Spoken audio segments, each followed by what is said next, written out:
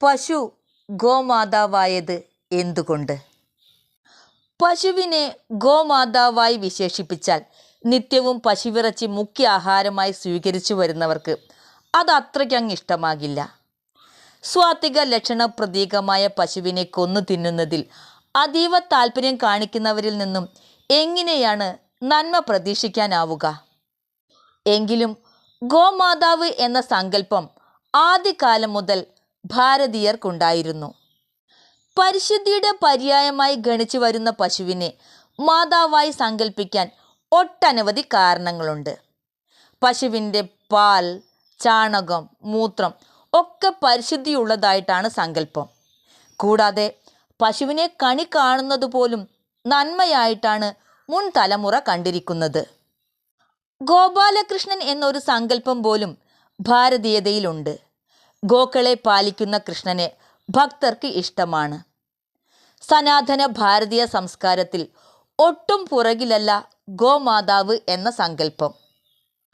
അമൃത് പ്രദാനം ചെയ്യുന്ന അമ്മയെപ്പോലെ കരുണ ചൊരിയുന്ന ഗോവിനെ മാതാവെന്ന് വിളിക്കുന്നതിലും പരിപാലിക്കുന്നതിലും ഭാരതീയർ കാണിക്കുന്ന വിശുദ്ധി അംഗീകരിക്കപ്പെടേണ്ടതാണെന്നാണ് പാശ്ചാത്യരായ ചിലരെങ്കിലും സമ്മതിച്ചിട്ടുള്ളത്.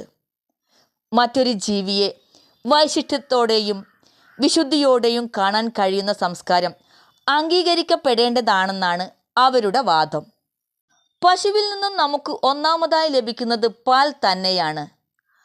ഔഷധങ്ങളുടെ ചേരുവയായി എക്കാലത്തും ഉപയോഗിച്ചു വരുന്ന പാലിൽ നിന്നും തൈര്, വെണ്ണ, നെയ്യ് തുടങ്ങിയവയും ലഭ്യമാകുന്നുണ്ട്. മലത്തെ സ്വാഭാവികമായും അശുദ്ധമായതായി കണക്കാക്കുമ്പോൾ പശുവിൻ ചാണകത്തെ വിശുദ്ധിയുടെ പര്യായമായിട്ടാണ് കണക്കാക്കി വരുന്നത്. ഇതിന് ദുർഗന്ധമുണ്ടാകുന്നില്ല എന്നുള്ളതും ഇതിൻ്റെ പ്രത്യേകതയാണ്. മാത്രമല്ല സസ്യലതാദികളാണ് ഇത് ആഹാരമാക്കുന്നത്. ഔഷധങ്ങളിൽ ചേർക്കാൻ ഗോമൂത്രം ഉപയോഗിക്കാറുണ്ട്. അതിനു പുറമെ പുണ്യാഹത്തിനും അണുനശീകരണത്തിനുമൊക്കെ ഇത് ഉപയോഗിക്കുന്നു. മാത്രമല്ല ദിവ്യ ഔഷധമായി കണക്കാക്കി വരുന്ന ഘോരോചനം പശുവിൻ്റെ നാസികയിൽ നിന്ന് പുറത്തു വരുന്നതാണെന്ന് അധികമാരും മനസ്സിലാക്കിയിട്ടുമില്ല.